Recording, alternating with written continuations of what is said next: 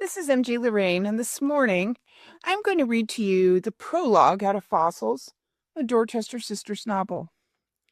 I'm hoping that it will encourage you to buy the book. This is the prologue, takes place 12 years prior to the book, and it will give you the backstory to Quentin and Kylea. Because when he shows up in the story in modern day, there's a problem. And there has been for a long time. And it's festered. And you need to know the history of it in order for you to be able to grab the book and enjoy it. So here is the prologue to Fossils, a Dorchester Sisters novel. 12 years ago. No! Kylea Dorchester screamed as she shoved Quentin Palmer's solid body away from her. Suddenly she remembered who she was and who was kissing her. No! She repeated, and this time to reinforce her point, she pushed him with even more power. Sheer anger drove her as, without a thought, she balled her right hand into a tight fist and connected with solid flesh above his left cheek. As Quentin stumbled backward, nearly falling onto the overstuffed leather chair behind him, he watched in complete and utter disbelief. "Damn you," she said as she turned and ran out of the back door, the look on his face one of total incredulity. "Honey, where are you going?" Quentin yelled as he touched his stinging cheek and stared into the empty darkness with no response. She never looked back as she fled out the back door of the Palmer's basement. She barely noticed the slamming of the storm door as she fled toward the safety of her car. Her feet knew the flagstones of the patio and passed so well that she continued on flight through the pouring rain without thought or incident. The tears streamed down her face. Her hand cleared her tear-stained cheek, obstructing her view as she drove through the sheets of rain.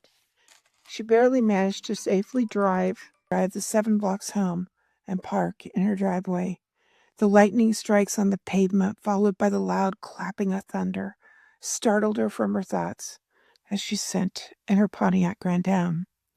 Shaking and sobbing, her cheeks soaked like the surrounding ground, she sat in still silence, in shock from the experience of that kiss.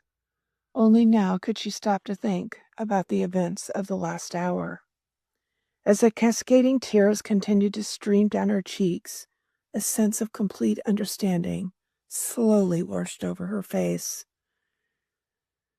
Now, she knew why all those other girls were content to be in the next in a long line of seemingly limitless girlfriends on Quentin's arm. It was his kisses. Those amazing, breathtaking, mind-numbing, toe-tingling kisses. They were such that you would pay nearly any price, suffer any humiliation, and put up with practically any behavior just to keep yourself anywhere near him. They were worth any cost. It was just for his unbelievable kisses. She had been trying to figure it out for months. It had perplexed her for as long as a year, and now she knew the answer. It was suddenly crystal clear why they dated him. At last, a sense of relief flooded over her. She was no longer puzzled. It was obvious to anyone with a brain and an eye he didn't date them, the individual girl. He dated a type. They all fit the same profile. She referred to them as the Featherheads. They all had long legs. They were at least 5'7". They were brunette, busty, fashionable, huge, adoring eyes, usually brown, and a feather brain, not a serious academic among them.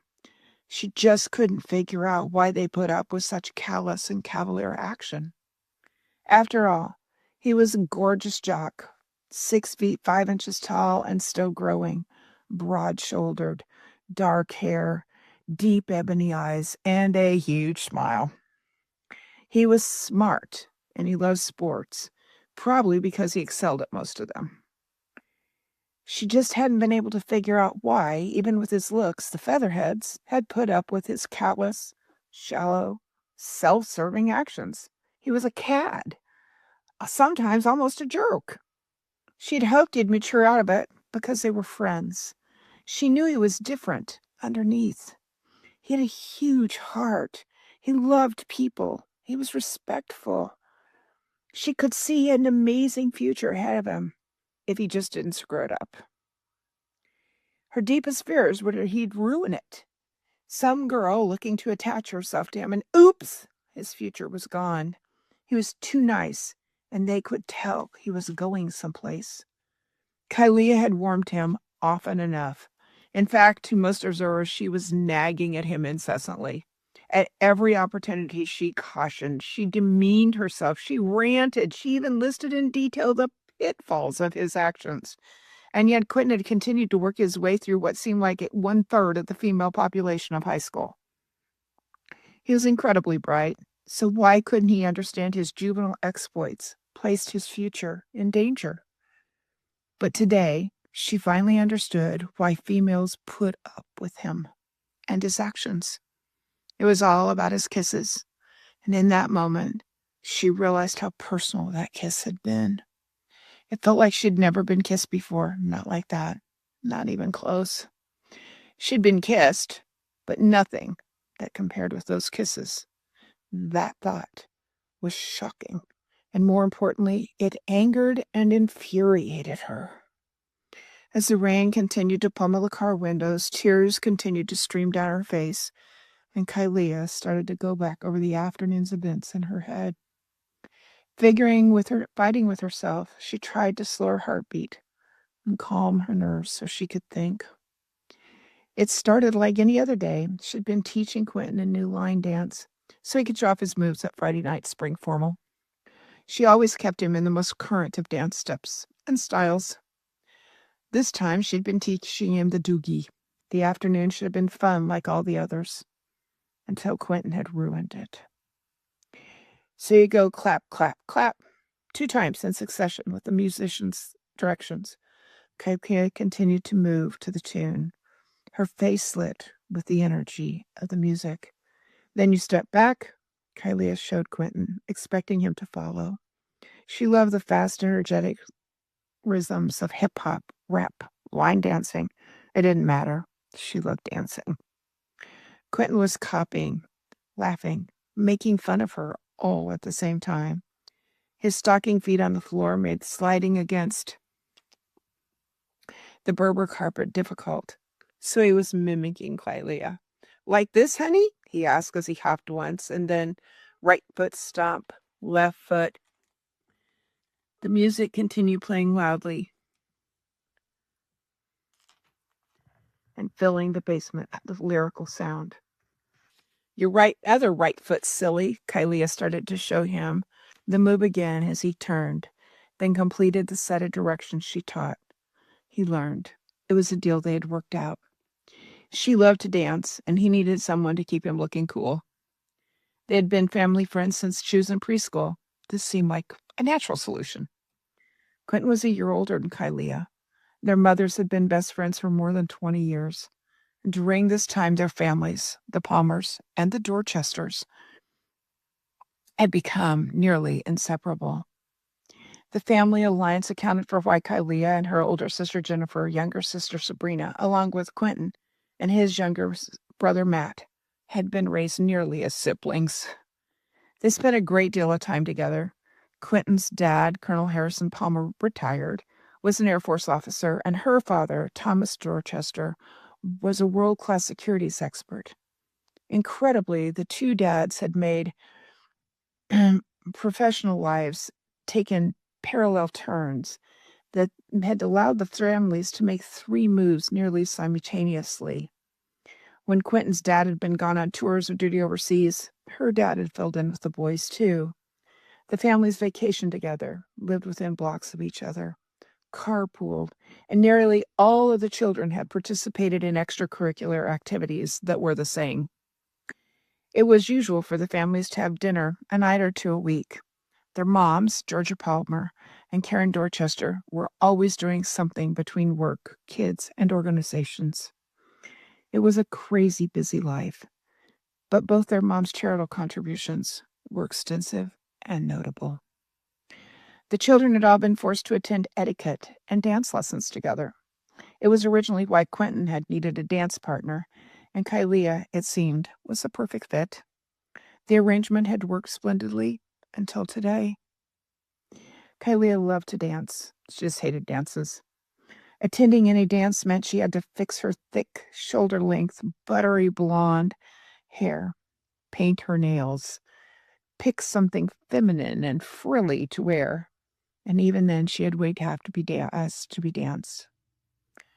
The offering partner, whomever it was, usually someone who stepped on her toes, had bathed in cheap aftershave and had no idea how incredible real dancing could be.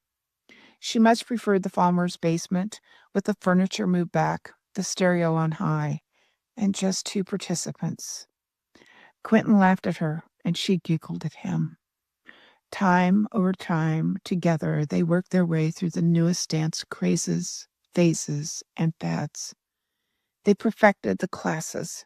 Their mothers had insisted that the waltz, tango, foxtrot, cha-cha, and quick strip be part of their repertoire. Perfecting a new dance had been what they had done earlier today. There had been nothing unusual until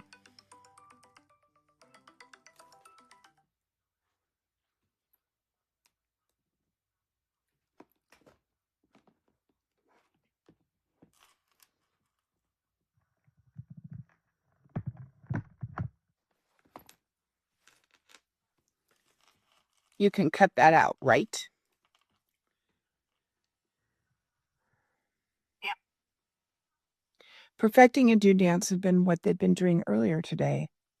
There had been nothing unusual until once again she had tried to get Quentin to look at his continuously inappropriate dealing toward girls, which encompassed his attitude toward life in general. She just wanted the best for him. How could that be wrong? But best included him maturing into the man she knew he could become. This current Quentin was womanizing, shallow, fad-stricken playboy, and it incensed her. She knew that wasn't who he really was inside. Erg. With a sigh, she admitted she had so little time left for him to see it her way and get his life in order. He would graduate in a few months and be on his own at college. Her time was so short. Every chance Kalia was gently telling him that he should be doing and what he wasn't doing correctly. She detailed what steps needed to change his path forward, complete with repetitively listing all the crucial and critical reasons he needed to stay away from those parasites. After all, her time was short and he'd be gone at college, and then it'd be up to him, and only him. She was legitimately worried about him. He had secured a full-ride football scholarship, and she knew the girls at college would gladly be added to that list of armed decorations. His position was so precarious, yet he couldn't see it. She'd really tried everything to get him to see how vulnerable his actions made him. No reaction. He just smiled and kept dancing. Turn to the left, clap, clap, clap, stomp. They'd been practicing a new turn when out of nowhere Quentin had pulled her snugly into his arms and began kissing her. At first, it had been a soft, personal assault on her lips, but it had quickly changed. He had repositioned one of his arms and she had melted into him, drawing her even closer. Her shock had quickly turned into acquiescence as his soft lips began exploring hers.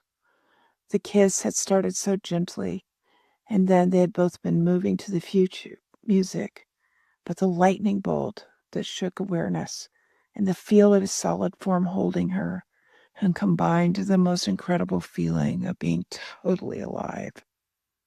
She had sighed softly and melted completely into his body, almost as if her arms had a mind of their own. They'd entwined around his neck, her palm just brushing a soft wisp on the back of his neck. Her mind was spinning, her body was molten, and her lips felt electric. Every touch, the gentle pressure of his lips, the soft tip of Quentin's tongue, combined to the most glorious kiss she had ever received. It was the sudden realization he wanted in. His tongue was asking for permission in the most pervasive and persuasive manner for entrance. She was totally lost in the emotion of the moment. She'd do nearly anything to continue this kiss, for she now knew why all those other girls had put up with his behavior for those kisses. It had been the startling realization that there were all those other girls that had made her angry. Her temper had risen as fast as the stomp, stomp, stomp on the stereo had played, and suddenly her fiery temper was at the breaking point. Realizing that she, Kylea, was not a featherhead, she certainly wasn't a parasite. She was petite, not tall, a buttery, honey-colored blonde with a hint of strawberry in the sunshine, not a brunette. A straight-A student and quite academic, she hoped to be class valedictorian, and she was definitely not Quentin's type. She felt used. She was so angry. How could he use her, his best friend and equal, like all those other girls?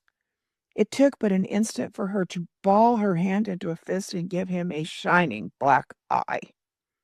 She sat in her car for another few minutes before she dragged herself inside to sleep.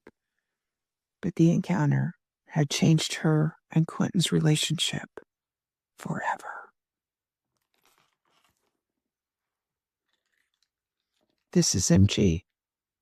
Until next time.